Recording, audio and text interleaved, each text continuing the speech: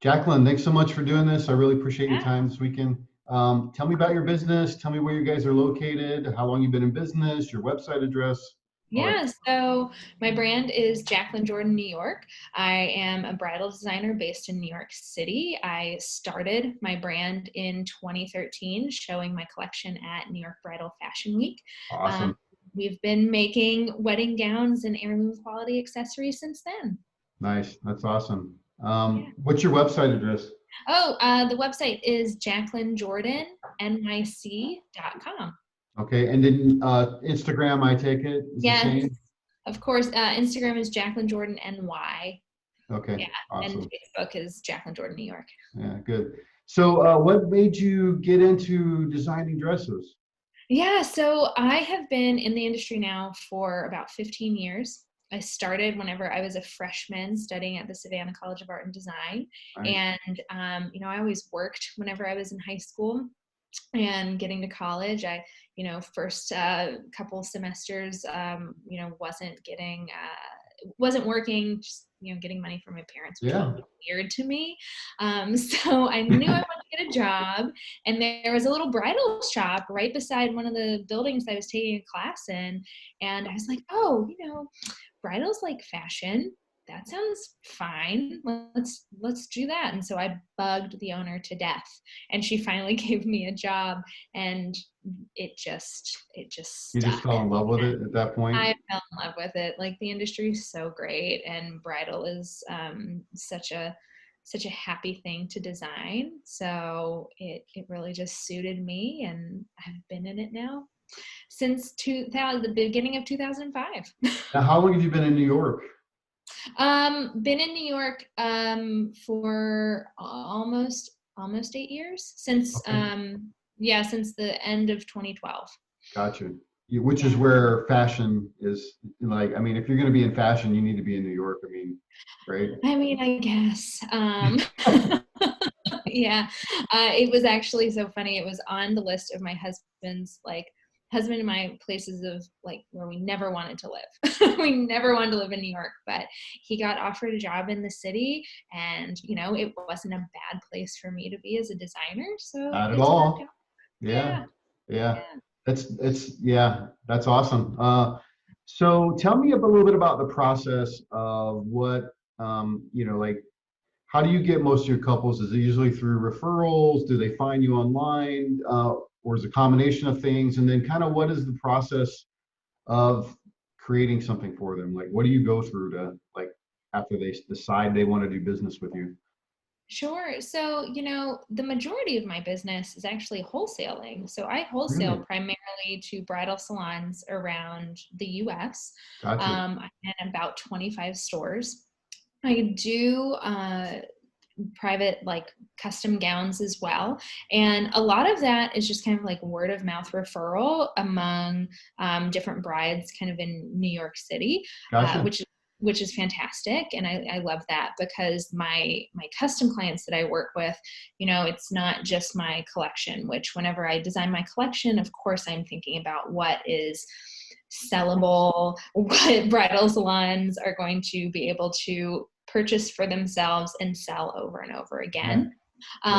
So with these custom brides, I'm usually able to do something a little bit more exciting, something a little more creative, and a little bit more personal for them. So, I get a lot of referral business, like I said, which is fantastic. And then I have a consultation with the bride. Usually our first chat is over the phone, whether FaceTime or just a call. And we kind of talk about what she's looking for. I get a sense of what she wants.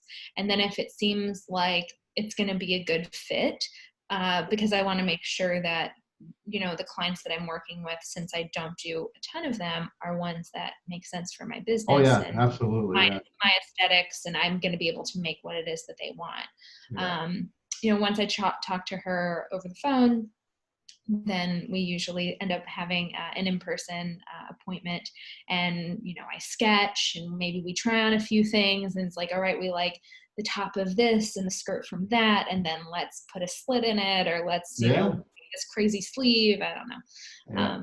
That's kind of what So we do. that's awesome. So Yeah. let's go back a little bit about the, when you design looks for wholesale. Yeah. Um, you said you were thinking about like what will sell. What is like what tell me what you kind of go through mentally preparing for what you think will sell this year, because it's I don't know, this is just my personal opinion looking at fashion.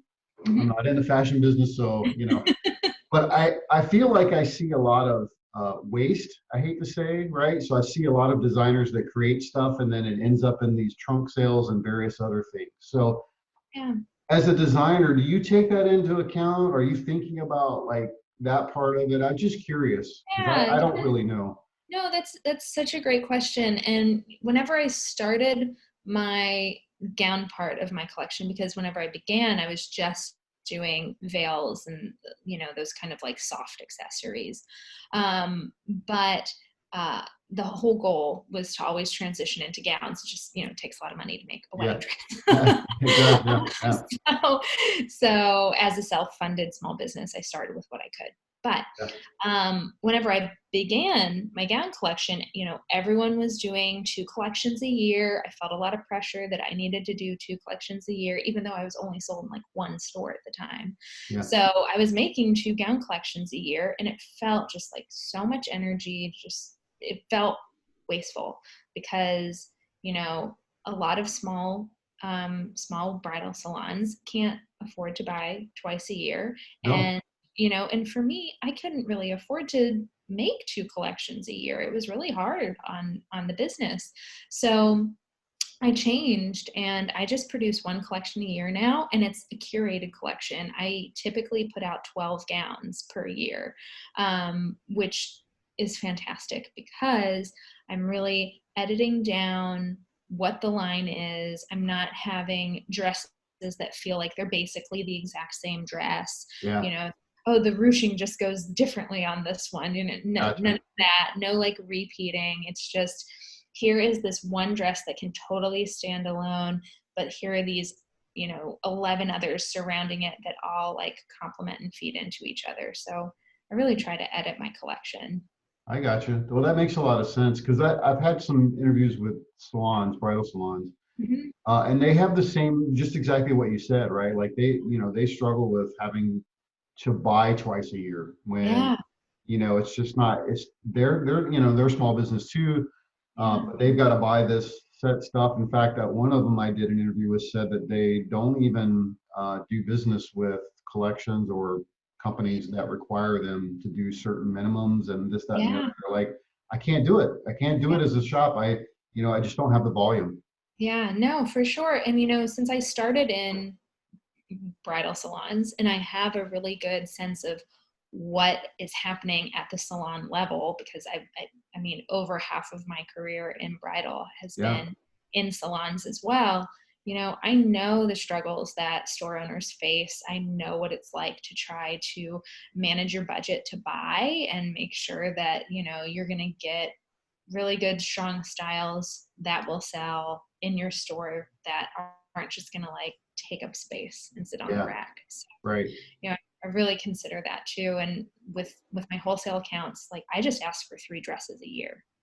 That's all I'm asking for. It's not a For them to huge buy 3 investment. dresses a year, basically. Yeah. Yeah. I mean, it is an investment, but it's not a huge investment. It's not like Yeah. some of the more like, mass market brands Yeah. that require stores to have 12 gowns minimum, you Hmm. know, if you want to just have the line. And then if you want to have exclusivity, then you have to have 24 gowns or whatever Yeah, that's the thing. That's the language that they get a little frustrated about, I think. yeah. Um, you know, Yeah. People locking you into this and you can only sell that brand. And Right. I don't know, do you feel like those times are changing a bit? I mean, Yeah. um, even prior to what's happening today, I think the times were already changing where, um, companies are looking to grow, right? All companies are looking to grow a Sure. little bit, but the small business person, like the bridal salon, I think is looking for ways to not have to lock themselves into certain things so that they can be a little more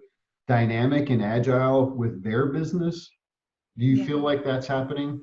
Yeah, I definitely do. I think that, bridal salon owners, first of all, are becoming a little bit more savvy to what brands are doing as far as trying to push them into exclusivity markets or, those kinds of arrangements. Yeah. And I think a lot of that comes from them kind of coming together via Facebook groups or other kind of channels where they're talking to each other and they're able to share what is working for them, what is frustrating them. And Yeah. I think it's a little bit of empowerment for the bridal salon owners, which I love. Like, I think that is fantastic because, I think for too long, there have been some brands out there that have tried to bully stores into investing heavily in those brands.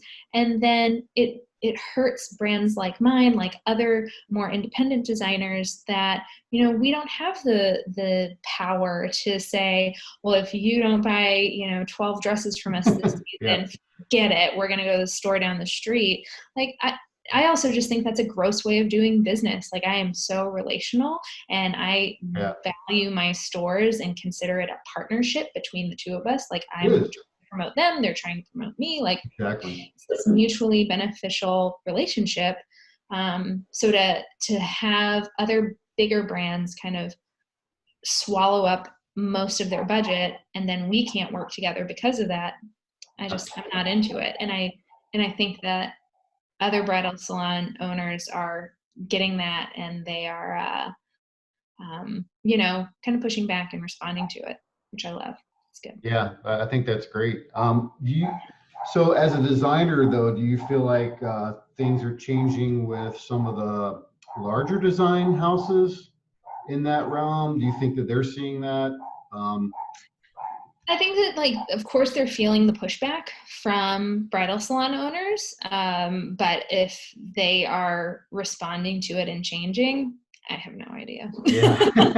Yeah. I think that with what's happening right now in the world, like, I think they're going to have to change. Yeah.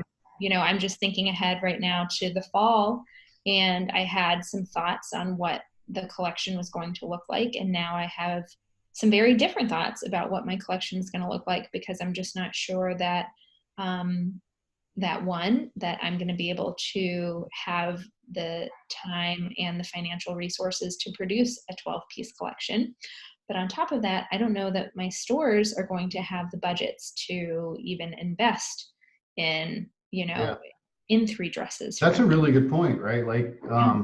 you're used to putting out 12 dresses a year, and then you're asking them to commit to at least 3 dress purchases. Yeah. And now things are going to be really constrained. That's a good point. Yeah. How do you so as a business owner, how do you feel like you might address some of those issues, like cut my collection down to 6 dresses? Yeah. Like say you guys, yeah, we'll just do 1 dress this year that you minimum Yeah. purchase. I mean, Yeah. I mean, I think that what the kind of rough plan is right now is to do a little capsule collection that just kind of piggybacks off of what our 2020 collection was, which is this really beautiful collection that was super well received. And stores were getting it in, or stores were just kind of getting it in as everything has happened. So, brides haven't been really able to shop it so much, and stores haven't been able to test it. So, we'll just build another little capsule of maybe 4 to 6 gowns that really complement what we put out in for the 2020 collection. And if you bought a couple from that and you just want to buy one of this new collection, it's going to work well with what is in store, and yeah, should be good. yeah, that's good. Um, do you is your supply chain at all been? I mean, is it impacted by this Sure. situation? Yeah. Um, the supply chain has been impacted. I primarily buy, well, the US doesn't make fabric anymore. So all my fabrics come from Unfortunately, overseas. yeah. Yeah, unfortunately. So all my fabrics do come from overseas. Some from Asia, some from Portugal, Spain, and then France. Yeah. So everything's been impacted, but Everything. fortunately for me, I have backstock of a lot of the fabrics that I use in the collection. So that hasn't been as much of a problem That's as, great. yeah, it's great. Right now, my main problem is that, my factory in Midtown Manhattan is closed, and all my fabric is there. So even if I really like had to, I couldn't make anyone's dress myself because my factory is closed for the moment. Right. I've been in contact with the owner of the factory. What is really nice is they do work for a few bridal designers, and then they do a lot of ready to wear stuff. So Gotcha. unfortunately for them, ready to wear orders just are kind of going to be non-existent for a minute. Hmm. Um, so I'm able to be prioritized as soon as they are back up and running. And I've been guaranteed that I'll have my gowns produced within 1 to 2 weeks, which That's is good. Yeah. fantastic. Yeah. That is fantastic. Yeah. Yeah. Um, so let's talk a little bit about like as a business owner, what would you say has been working? Minus what's happening today, what would Yeah. you say has been working well for you over the past 2 or 3 years? Sure. I would say that what has been working well for my brand has been, I guess, our flexibility within the industry and kind Yeah. of seeing how things have been changing and trying to roll with that as much as possible. So, Yeah. Yeah. yeah, so I think that that's been really beneficial. And then also, like I was saying, my business is very relational and very much a partnership between myself and the stores that I sell to. So just continuing to build those positive relationships and making sure that I'm doing what I can to meet the needs of my stores and getting feedback from them, after gowns arrive to them, hearing what it is that is working, like what's the bride's feedback, what are they Right. into, what isn't happening. And on a couple of occasions, a best-selling style in one store that isn't a bestseller in another store, just like talking to that store, like, what's going on with this style, what do you think? Oh, our brides, they don't like how low it is or whatever. Okay, cool, send it back to me, let me make a little tweak to it for you, let's make it a better fit for your store because I know this dress will sell, let's just figure that out. So Yeah. been able to do that for some stores, and it has helped with their personal sales of different styles. That's awesome. And I would imagine that they actually like the flexibility of you being able to do that with them, where they probably don't get that in general, right? No, I think that that's a pretty rare offering. Yeah. But you're looking out for their best interest, right? Look, I know this dress is a great dress. It'll sell. It's selling other places. What can we do? What's happening there? Are you like in software development, because I'm a software engineer, but basically in software development, the best thing you can do is try to get feedback as early as possible in the cycle of your development so that you can Yeah. make changes and adjustments to make the customer happy. Yes. So I like what you're doing there to like get the feedback. Do you feel like that? Are there like, are you getting enough feedback? Is there other things that you can do maybe to get feedback more sooner that you can feed that back into your, thoughts and designs for the next year? Yeah. Talk about that I a would little bit. I would say that, I don't know if I get my feedback as soon as I would like. Sometimes it's just because, some of the stores that I work with are in smaller markets, so maybe they're not seeing like the volume of brides Sure. um, compared to like the store that I work with in Brooklyn that sees a lot of brides. And so it's easy to get a handle on what brides are asking for and liking Hmm. about the Yeah. collection or not liking about the collection Yeah. whenever they have gowns. So that's one thing, and I think something that I've done a little bit but not as much is trying to get feedback via polls and that kind of thing on Instagram, and that is more geared towards the actual consumer, not just Yeah. hearing what the consumer is saying through the filter of the store, Right. just the consumer at large. So I think that that's definitely something I need to do more of. Yeah. Because I always actually thought about that actually many years ago. I was thinking, why aren't designers getting more feedback from consumers up front before they actually go create the thing? And then you have, 5,000 dresses in the supply chain that no one's buying, right? I just feel like apparel in general is like that. I mean, I don't know. I'm not a designer, but I just feel like it's like that. Because everything ends up on a sell rack somewhere, and you're like, well, just Mhm. make less of them, right? Or, why are you Yeah, making so many? Because you're losing money. sure. So, um, is there a possibility that that actually helps you like quicker? Does that help you quicker? Like when you go out and get feedback directly from consumers about a thought or a design? Yeah, I definitely think that it does help me whenever I go and approach, my customer base about whatever the question is. Whenever I've Hmm. been designing the collection before, throwing up, 5 or 6 different laces on my Instagram stories and asking them to rank them. What's your favorite? And that's been helpful to know, what kind of textile trends people are interested in or Yeah, yeah, whatever, which is great because it helps me buy. yeah, So, and then design. yeah, right. Because it helps you. Like, if do you do it by sketch or do you just create the thing and Yeah, so whenever I'm making my collection, often I will sketch a little bit, then look at some textiles and kind of see how, maybe this one embroidery is just really beautiful. And if I was to do this, but maybe change the neckline to the original sketch, that would be a better look, or, I add a got sleeve to it, something like that. Yeah. you. Is that what you give out to your consumers to go, look, what do you guys think about these? So to them, I normally like if it's a gown that I'm designing that has some sort of embroidery or lace, something like that, I'll snap photos of that textile and show it to them and get their feedback. I got you. Sometimes I share my sketches whenever I'm working on a new collection, but try to keep that a little bit more private. Yeah, you know? makes sense. Yeah, right. Because you're working on it. Yeah, that makes sense.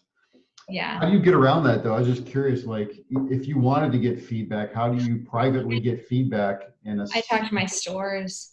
Yeah. Like yeah, in the past, I sometimes I sketch on my iPad yeah.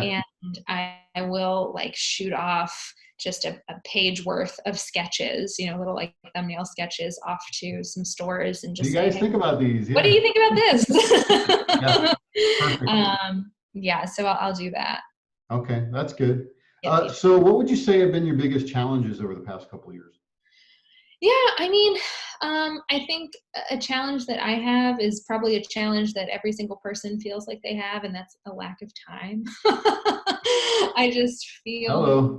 Yeah, yeah, I just feel like I never have enough time to get done the things that I want or need to get done. So that's challenging. I also feel like because my business is a smaller brand, we're self-funded, it is a little harder for me to do some of the projects of scale that I would love to do. I just have to become more creative in how to get those done. yeah.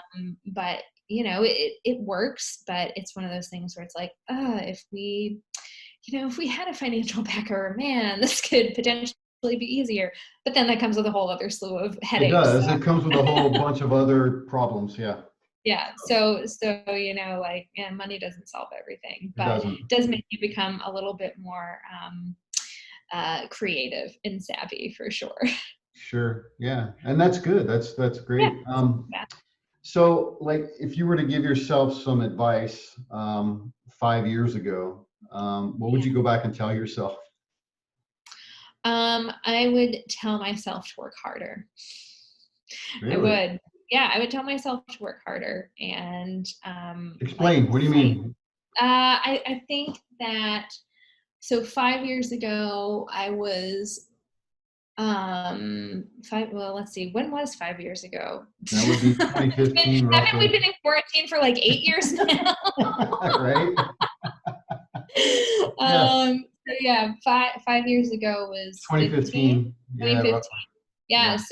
so why I would have said to work harder is I was prepping at that point um, to launch gowns. I was a year away from launching gowns, and I think that if I would have spent more time, um, you know, researching and developing prototypes and making sure that I was really exploring different factories to work with, different textile distributors to work with, I probably would have been in a better space. I very much was like meeting people and was like, oh, this is a great person.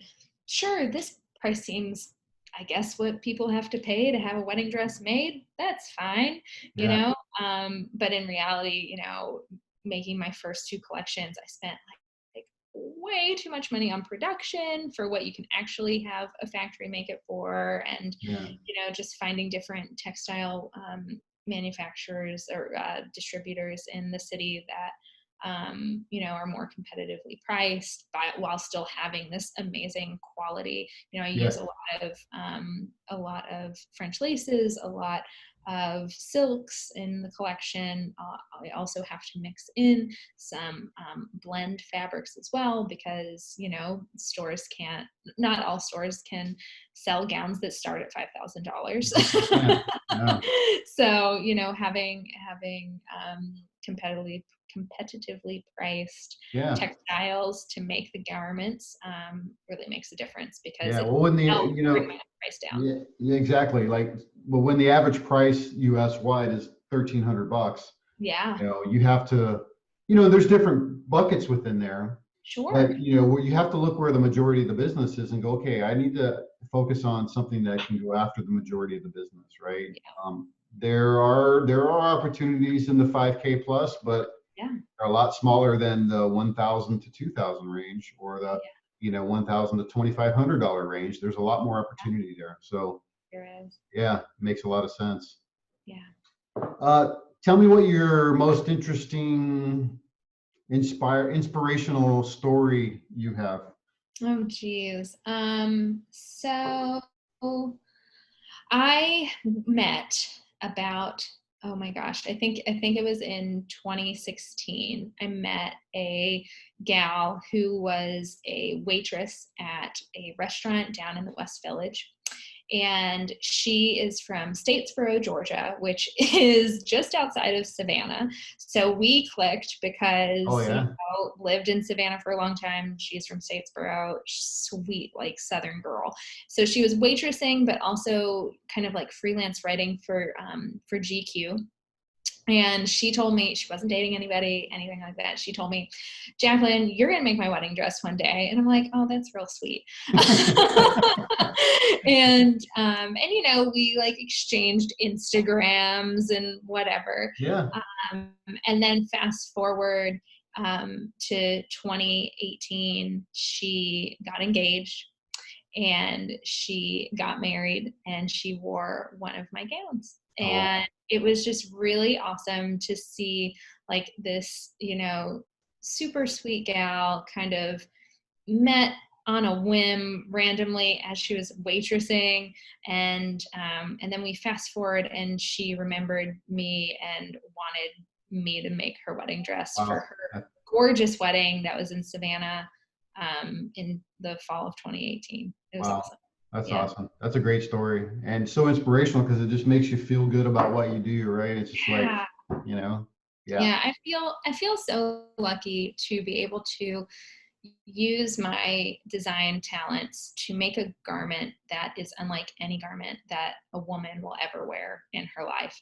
It is the one piece of clothing that is the most treasured, the most thought about, and it makes me so happy to be a little part of her very big day. yeah, that's Yeah, awesome. That's yeah, great. Jaclyn, yeah. thanks so much for doing this. I really appreciate it. Have a great weekend. Be safe and healthy, and we'll talk to you. All right. Thank you. Bye bye. See ya. Hey, thanks for checking out this episode. I hope that you found it helpful. Please share it with other people. Also, if you're getting married or you work in the wedding industry, I would love to interview and share your information with other people. Send me a text 520-399-8580 or shoot me an email at letschat@wedding.report.